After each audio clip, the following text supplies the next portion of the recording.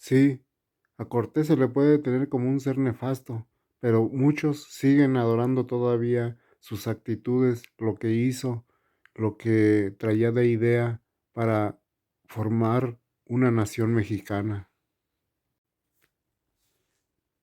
Nos es difícil aceptar nuestra propia historia, por eso es que lo más se trata de encubrirla y hablar lo menos de ella, pero es necesario hacerlo, ya que solamente así vamos a entender el origen de nuestros sentimientos. Por ejemplo, cuando Cortés entra a México, él trae como propósito cristianizar a las poblaciones aborígenes y su ideal es el Cristo, pero el Cristo es un Cristo lleno de avaricia, lleno de sentimientos sanguinarios, odioso, un Cristo que solamente piensa hasta en la venganza, un Cristo que trae la guerra, que trae como propósito destruir hasta las poblaciones. Ese era el Cristo de Cortés. Y lo curioso es cómo toma en cuenta a los santos, hasta justifica todos sus actos sanguinarios por medio de los santos. Por ejemplo, cuando entró a la Tenochtitlan, ya sabemos que ahí se estuvo 6 meses viviendo en la Tenochtitlan, porque los mismos aztecas le dieron hospedaje allí como un invitado. Porque los aztecas no querían la guerra, eran completamente un pueblo pacífico. Sin embargo, los conquistadores, los soldados, los trataron de provocar y es ahí donde comienzan a hacer sus actos sanguinarios. Por ejemplo, cuando hicieron la matanza en la explanada de Ajayacatl, ahí matan a más de 2000 señores en el nombre de Santiago Apóstol. Pedro de Alvarado, al verlos danzar, gritó a una sola voz con todos, Santiago Apóstol, y a ellos, y entonces se van sobre de ellos y los acribillan bajo la espada y les quitan todo lo que traían de riqueza, porque los españoles cuando veían oro se les iban los ojos, era su debilidad. Pero esto lo hacían en el nombre de Cristo y en el nombre de todos los apóstoles. Por ejemplo, cuando salió Cortés huyendo a causa de que los aztecas los corrieron, él llegó a Tlaxcala con el fin de vengarse y para esto debió recurrir a las oraciones a Cristo, a las oraciones a todos sus santos.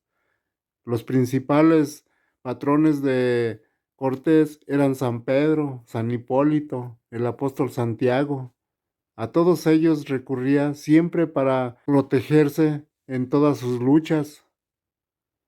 Y allí pareciera que el Cristo lo escuchó, porque inmediatamente recayó sobre los aztecas la peste negra, que los exterminó definitivamente.